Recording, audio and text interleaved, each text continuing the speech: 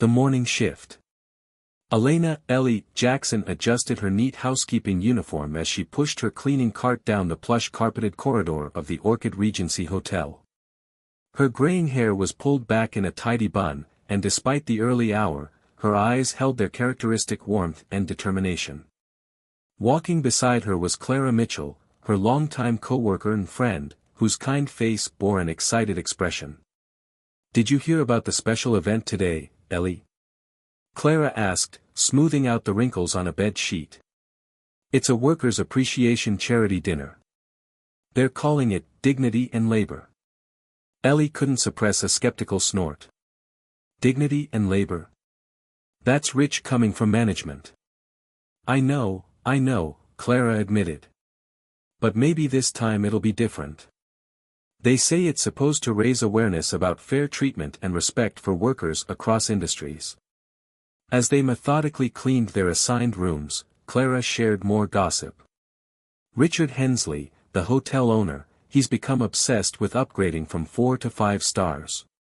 That's why he's putting so much effort into this event. Ellie paused in her dusting. "And you think that'll mean better pay for us? Remember when we went from 3 to 4 stars? All we got was a minimal inflation adjustment and higher expectations." Their comfortable working rhythm was interrupted by the sound of the suite door opening. Richard Hensley himself stood in the doorway, his imposing figure casting a shadow across the freshly vacuumed carpet. His eyes narrowed as they landed on Ellie. "Miss Jackson," he said, his voice cold and sharp.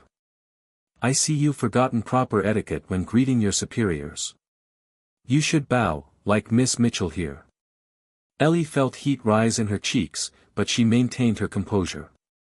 She attempted to bow, her aging joints protesting the movement. "I apologize, Mr. Hensley." His lip curled in disdain. "Never mind. You can't even bow properly. Miss Jackson, report to my office immediately. Miss Mitchell, you'll be assigned a new partner." The walk to Hensley's office felt like the longest of Ellie's life. The plush carpet that had once felt luxurious beneath her feet now seemed to be trying to hold her back.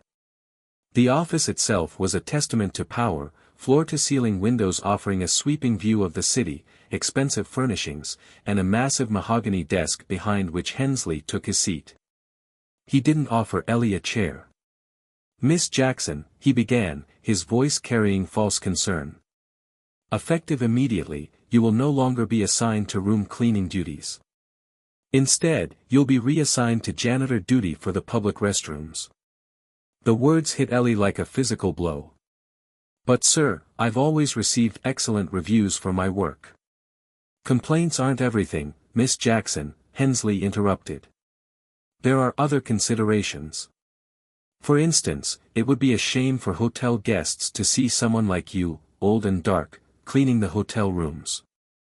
The housekeeping staff needs to reflect the face of the hotel, young people with lively spirits and bright smiles." Each word felt like another nail in the coffin of her dignity. Hensley continued, his voice dripping with false sympathy. "You should be grateful. Many hotels wouldn't even keep someone like you on staff, but we recognize the value of cheap labor.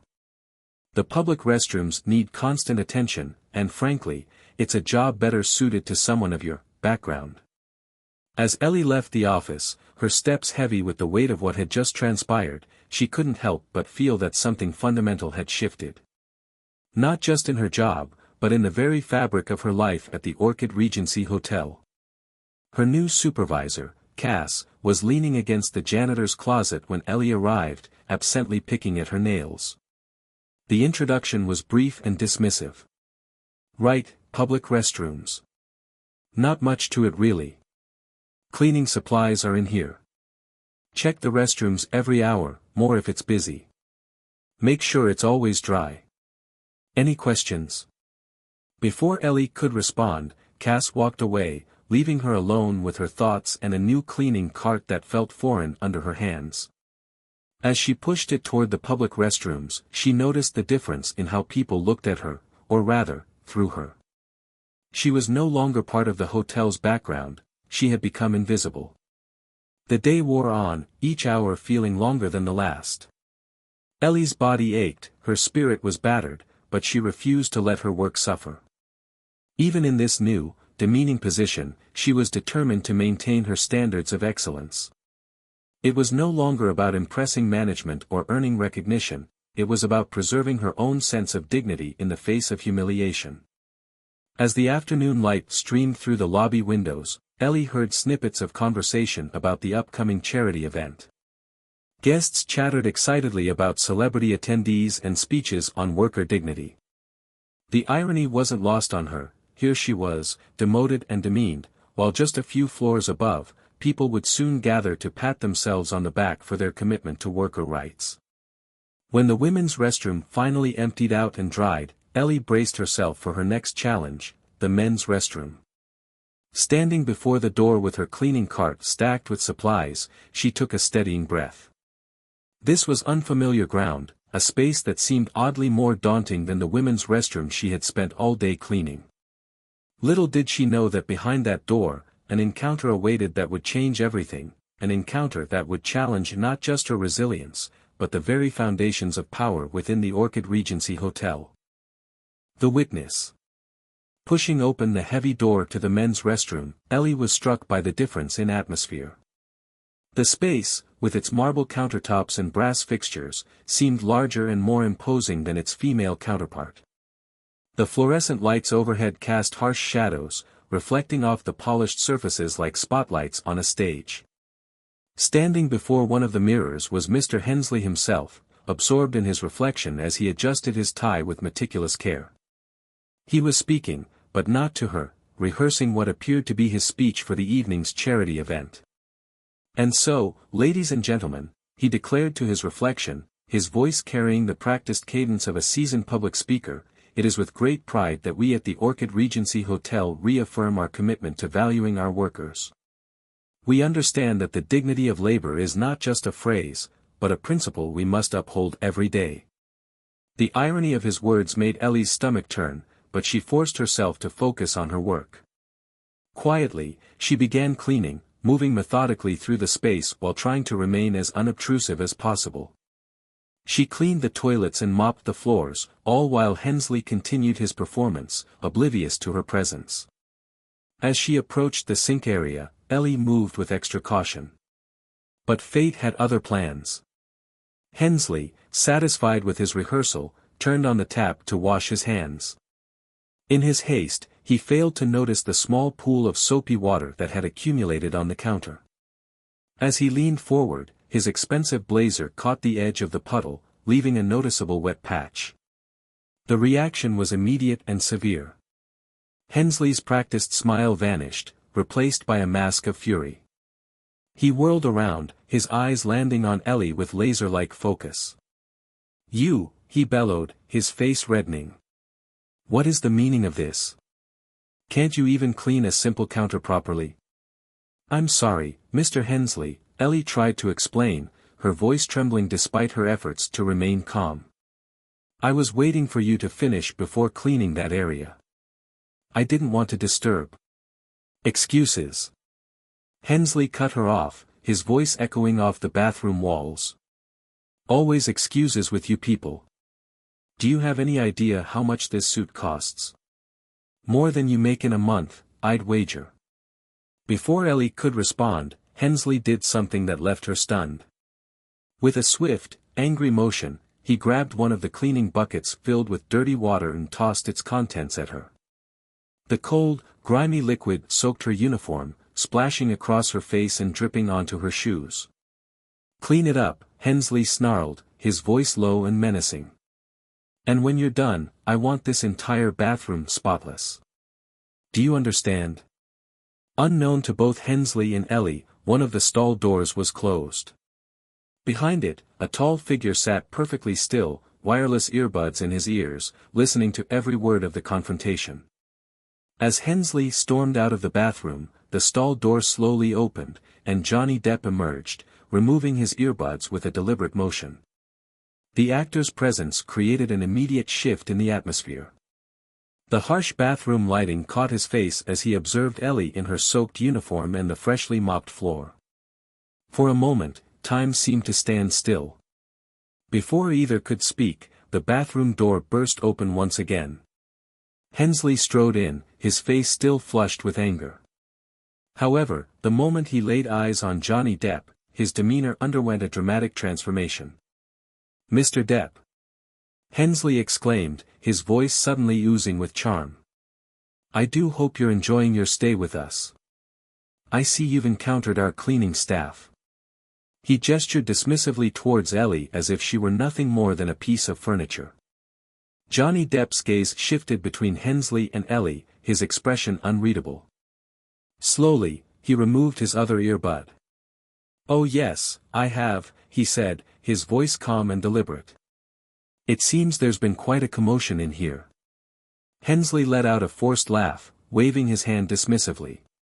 "Oh, just a minor misunderstanding with the cleaning staff. Nothing to worry about. These things happen in the hospitality industry, as I'm sure you understand." As Hensley attempted to escort Depp out of the bathroom, the actor paused. He turned to face Ellie directly, something that seemed to make Hensley incredibly nervous. "Ma'am," Depp said, his voice carrying a weight of respect that had been absent from Hensley's tone all day, "how long have you worked at the Orchid Regency?" Before Ellie could answer, Hensley jumped in. "Mr. Depp, surely you don't want to trouble yourself with—" "I was asking the lady," Depp interrupted smoothly, his eyes never leaving Ellie. 15 years, sir," Ellie replied, standing as straight as she could despite her sodden uniform. "I was in housekeeping until this morning." "Until this morning?" Depp's eyebrow raised slightly. "What changed?" Hensley's face had taken on a sickly pallor. "Mr. Depp, we're having a wonderful charity event this evening focusing on worker dignity. Perhaps we could discuss." "Worker dignity?" Depp repeated, his voice taking on an edge of steel. "That's an interesting choice of topic, Mr. Hensley, considering what I just witnessed." The color drained from Hensley's face. I don't understand what you mean." "I think you do," Depp replied, pulling out his phone. "You see, these wireless earbuds. They're not just for listening to music. They're also quite good at recording audio." Hensley's eyes widened in horror. "Recording?" "Every word," Depp confirmed. "Including your rather colorful speech about, you people, and the sound of you throwing dirty water at a woman old enough to be your mother. I wonder how that would play at tonight's charity event about worker dignity." The bathroom fell silent except for the steady drip of water from Ellie's uniform. Hensley's mouth opened and closed several times, but no words came out. "Here's what's going to happen," Depp continued, his voice deadly calm. "First, you're going to apologize to Mrs. Jackson. Then, we're going to have a lengthy discussion about workplace dignity, not the kind you practice in front of mirrors, but the real kind. And finally, we're going to make some changes around here." "Real changes?" He turned to Ellie. "Mrs. Jackson, would you be willing to share your experiences with me? I believe your story needs to be heard." For the first time that day, Ellie felt tears welling in her eyes, not tears of humiliation or anger, but of relief. Someone had seen her. Really seen her. And not just anyone, but someone with the power to make a difference.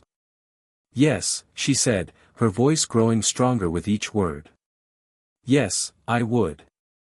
As they left the bathroom together, leaving a stammering Hensley behind, Ellie realized that sometimes dignity comes not just from enduring hardship with grace, but from having the courage to speak truth to power when given the chance.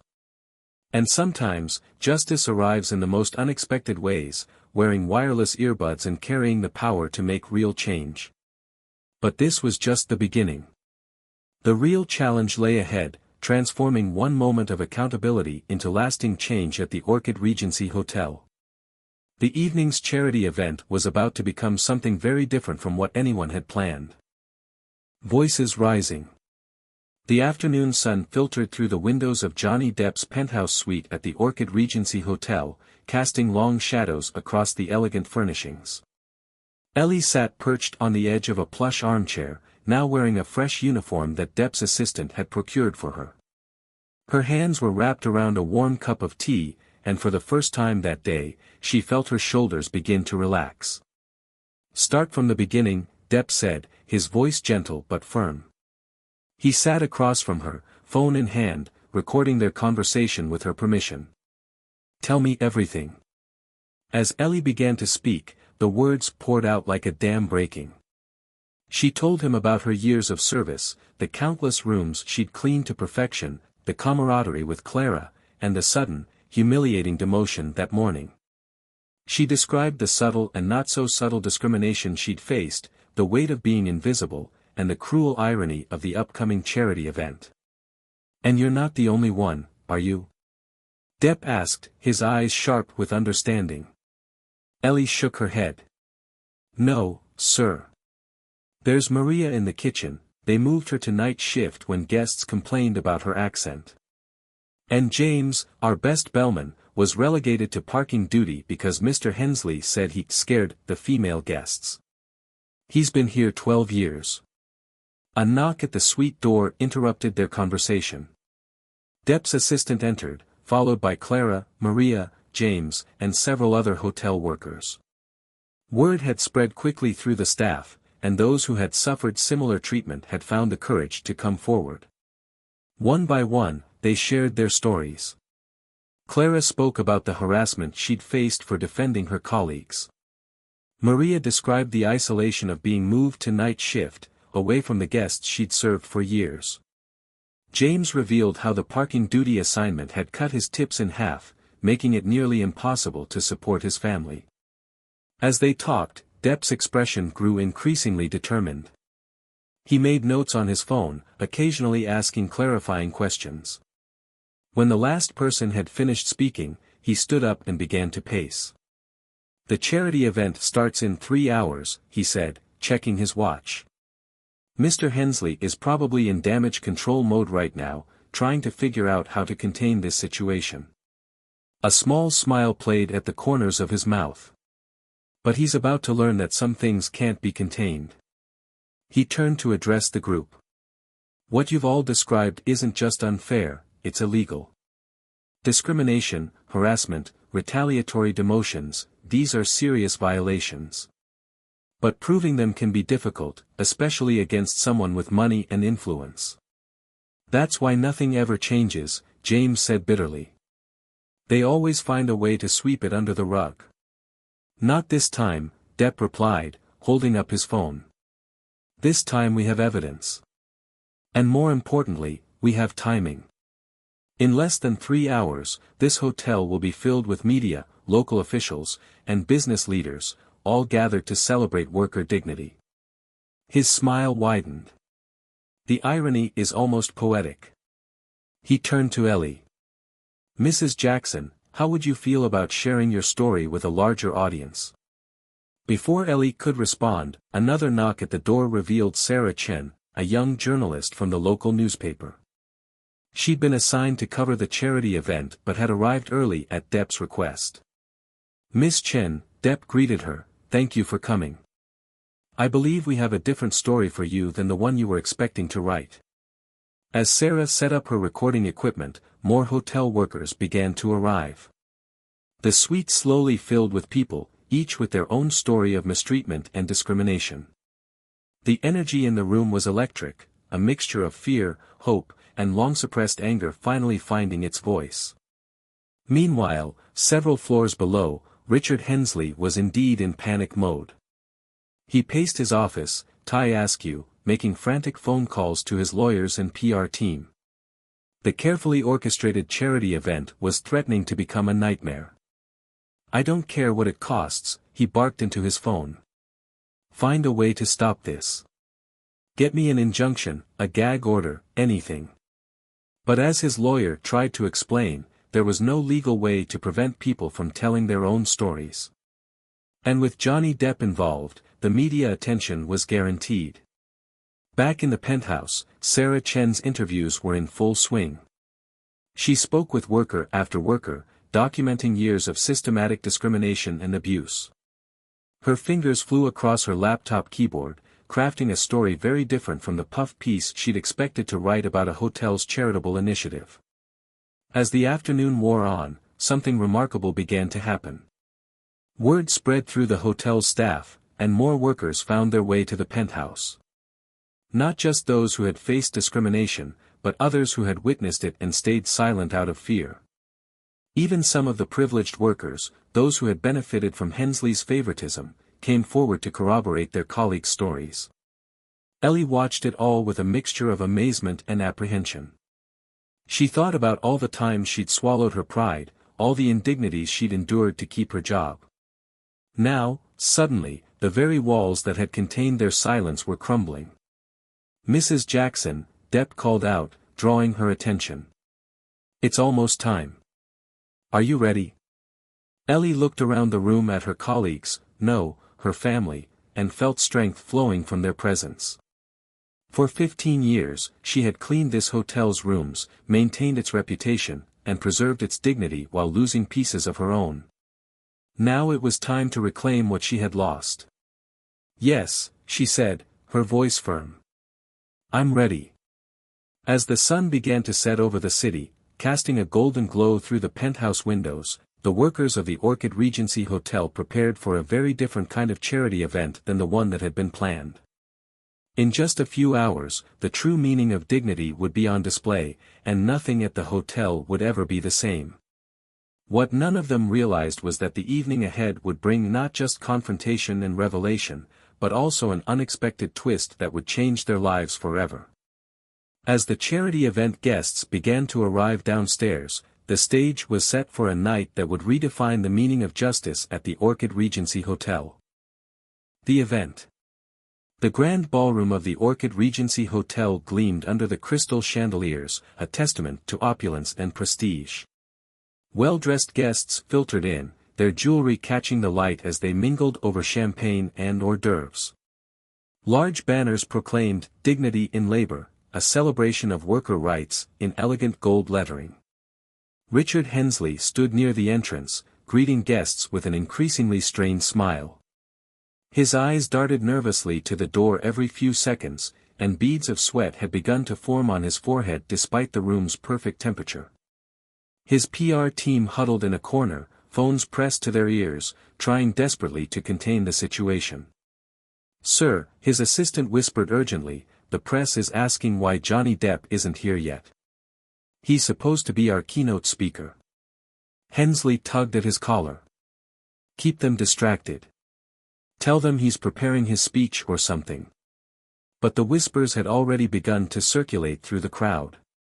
Local officials and business leaders exchanged curious glances as they noticed the growing number of hotel workers gathering at the back of the ballroom, workers who weren't part of the evening's planned entertainment. At exactly 7 o'clock, the ballroom lights dimmed slightly, and the master of ceremonies approached the podium. "Ladies and gentlemen, welcome to the Orchid Regency Hotel's first annual Dignity in Labor celebration." The doors at the back of the ballroom opened, and Johnny Depp walked in. But instead of heading to the VIP section, he made his way to where the hotel workers had gathered. Ellie stood among them, now dressed in a simple but elegant black dress, another gift from Depp's assistant. The contrast between her dignified appearance now and her sodden uniform from earlier that day couldn't have been more striking. Hensley started toward them, but before he could intervene, Sarah Chen from the local newspaper stood up from her seat, tablet in hand. "Mr. Hensley," she called out, her voice carrying across the suddenly quiet room, "would you care to comment on the allegations of systematic discrimination at your hotel?" The room erupted in murmurs. Phones appeared in hands as guests began recording, sensing that something unexpected was unfolding. That is." Hensley stammered, but Sarah wasn't finished. "We have documented testimonies from over 30 employees describing patterns of racial and age discrimination, unlawful demotions, and harassment. Would you like to address these claims?" Before Hensley could respond, Johnny Depp stepped forward. "Ladies and gentlemen," he began, his voice commanding immediate attention, "I was invited here tonight to speak about worker dignity. I'd like to do exactly that, but not with prepared remarks about abstract principles. Instead, I want to introduce you to someone who knows more about dignity than anyone in this room. He gestured to Ellie, who stepped forward with quiet grace. The spotlight found her, and for a moment, she felt her courage waver. But then she saw Clara's encouraging smile, felt the supportive presence of her colleagues behind her, and began to speak. "My name is Elena Jackson," she said, her voice growing stronger with each word. "I've worked at this hotel for 15 years, maintaining the standards of luxury that you see around you. This morning, I was demoted to bathroom duty because, in Mr. Hensley's words, someone bold and dark like me shouldn't be seen by guests." A collective gasp went through the room. Several prominent civil rights lawyers in attendance began taking notes. "But my story is just one of many," Ellie continued. She gestured to her colleagues, who stepped forward one by one, each sharing a brief but powerful testimony of discrimination and abuse. The impact was immediate and dramatic. Social media exploded with live updates from the event. Local news crews, initially there for a routine charity story, began broadcasting live. Hensley's PR team watched helplessly as their carefully crafted narrative crumbled in real time. But then something unexpected happened. From the crowd, an elderly gentleman stood up. His expensive suit and commanding presence drew all eyes to him. "My name is William Montgomery," he announced, "and I sit on the board of the Hotel Standards Association." He turned to face Hensley. "Richard, you've been pursuing that 5th star with single-minded determination. But tonight has made it clear that you've forgotten the most fundamental standard of all, the ethical treatment of your workers." Montgomery turned to address the crowd. "The association has been developing a new initiative, one that makes worker treatment and ethical labor practices a key criterion in our rating system. We've been looking for a test case." He paused, looking directly at Ellie. "I believe we found it." The implications of his words hit Hensley like a physical blow. Not only was his dream of a 5th star now impossible, but his existing rating was in jeopardy. "Furthermore," Montgomery continued, "I've been authorized to make an unusual announcement. Given the circumstances, the association is prepared to facilitate an emergency transfer of ownership, if interested parties can be found." A murmur of excitement ran through the crowd. Several prominent hoteliers in attendance began making urgent phone calls. But once again, Johnny Depp stepped forward with a surprise. "Actually," he said, "I have a different proposal." He gestured to someone in the crowd, and a distinguished-looking woman in a sharp business suit stood up. "This is Patricia Torres, my business manager," Depp announced. "For the past several hours, she's been in discussions with various parties about an innovative solution. One that would transform the Orchid Regency into something unprecedented in the hotel industry." The room held its breath as Depp continued, "What if ownership of this hotel wasn't transferred to another wealthy individual or corporation? What if instead, it was transformed into a worker-owned cooperative?" The proposal sent shockwaves through the room. Hensley's face turned an alarming shade of purple, but before he could protest, Montgomery spoke again. "An interesting proposal," he mused. "Unprecedented in our rating system, but potentially groundbreaking." As the implications of this possibility began to sink in, the energy in the room transformed. What had started as an exposé of injustice was becoming something more, a potential revolution in hotel management. But the night wasn't over yet. As the discussions intensified and proposals flew back and forth, no one noticed a small group of people slipping out of the ballroom. Hensley, seeing his empire crumbling, was about to make one last, desperate move, one that would bring the evening to a climax no one could have predicted. The resolution. As discussions about the hotel's future filled the grand ballroom, Richard Hensley slipped away unnoticed, his face a mask of desperate determination. He took the service elevator to his office on the top floor, where he immediately began destroying documents and downloading files to a portable drive. Years of questionable business practices, discriminatory policies, and financial misconduct, he couldn't let any of it come to light. But he wasn't alone. Clara Mitchell, who had noticed his hasty exit, followed at a distance. She watched through the partially open office door as Hensley frantically shredded papers and deleted files. Quietly, she captured everything on her phone, then sent a quick text to Johnny Depp's business manager. Meanwhile, in the ballroom, Patricia Torres was outlining the details of the worker-owned cooperative proposal. Each employee would receive shares based on their years of service, she explained to the captivated audience. A board elected by the workers would make major decisions, while day-to-day operations would be managed by appointed professionals with expertise in hotel management. William Montgomery nodded approvingly. This could revolutionize the industry. Imagine the impact on worker satisfaction, customer service, and overall hotel quality when every employee has a direct stake in the hotel's success. Suddenly, Clara burst into the ballroom, phone in hand. "He's destroying evidence," she announced. "Mr. Hensley is upstairs deleting files and shredding documents."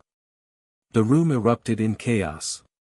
Several lawyers immediately pulled out their phones to call for emergency injunctions.